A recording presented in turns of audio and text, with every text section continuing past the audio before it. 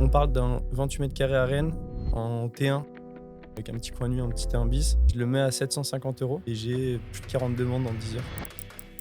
C'est un appart, je l'ai acheté, c'était pas cher. J'allais quitter mon CDI, donc c'était le moment pour moi d'acheter. J'ai acheté un bien qui était loué, un DPE un peu pourri, une barre d'immeuble pas ouf devant une voie ferrée. En fait, quand tu regardes sur le papier, il y a aucun voyant vert. Le seul voyant que je pouvais avoir de très vert, c'était le prix et j'ai réussi à vraiment avoir un bon prix avec une petite astuce de négo que je vous expliquerai derrière. Le locataire est parti, j'ai refait tous les travaux, j'ai vraiment fait un appart mignon. Je le mets maintenant sur le bon coin.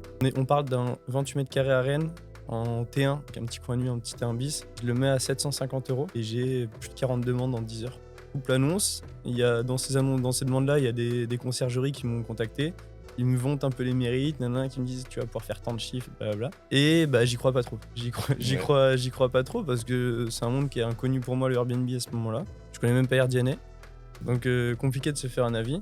Et en fait, je rencontre plusieurs conciergeries, dont celle que j'ai actuellement, qui me partagent les calendriers d'autres biens qu'elles gèrent sur Rennes, qu'elles me disent on va pouvoir faire ci, faire ça, etc. Moi, j'imaginais à ce moment-là peut-être lancer une boîte d'accompagnement en investissement produit clé en main. Et je me dis c'est peut-être la bonne opportunité de tester un axe que tu connais pas du tout et qui pourra plaire des personnes que tu accompagneras.